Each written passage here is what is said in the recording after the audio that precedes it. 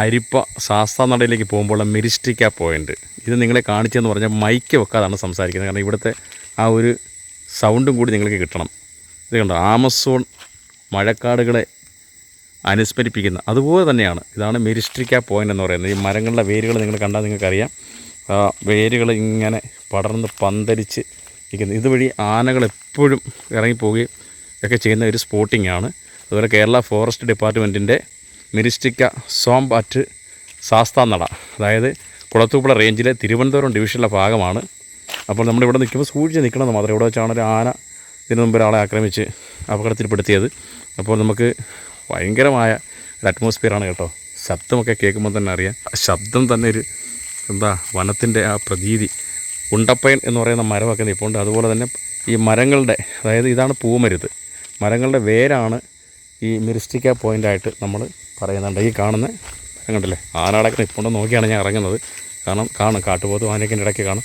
ഇതാണ് ഈ മിരിസ്റ്റിക്ക എന്ന് പറയുന്ന സംഭവം. ഇതിൻ്റെ ഇടയ്ക്ക് നമ്മളെ പ്ലവങ്ങൾ, ഷഡ്പദങ്ങൾ, അതുപോലെ തന്നെ ബയോഡൈവേഴ്സിറ്റി എന്ന് പറഞ്ഞാൽ ജൈവ വൈവിധ്യങ്ങളുടെ ഒരു മേഖലയാണ്. ഇവിടെ എല്ലാം ആനകളിൻ്റെ ഇടയ്ക്ക് കൂടെ നടന്നു പോകുന്ന വഴിത്താരയാണ് കാണുന്നത്. വളരെ മനോഹരമായ വനപ്രദേശം. ഞാൻ ഒറ്റയ്ക്കാണ് വന്നത്. അപ്പോൾ ഇവിടുന്ന് അങ്ങോട്ട് കുറേ ചതുപ്പുകളുണ്ട്.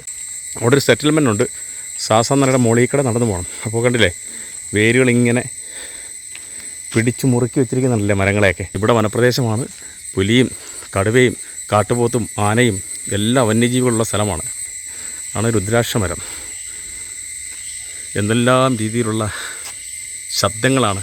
അപൂർവ ജൈവ സമ്പത്തുകളുള്ള ഒരു സ്ഥലമാണ് അരിപ്പയിലെ ഈ മിരിസ്റ്റിക്ക പോയിൻ്റ് എന്ന് പറയുന്നത്.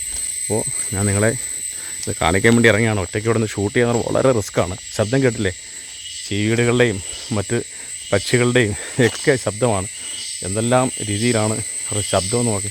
അപ്പോൾ ഈ മിരിസ്റ്റിക്ക പോയിൻ്റ് നിങ്ങൾ കണ്ടല്ലോ, ഏറ്റവും മനോഹരമായ കാഴ്ചയാണ്. അപ്പോൾ ആനകളി വളവിനൊക്കെ നിൽക്കുന്ന സ്ഥലമാണ്. വഴിയൊക്കെ വളരെ റിസ്ക്കിയാണ് യാത്ര.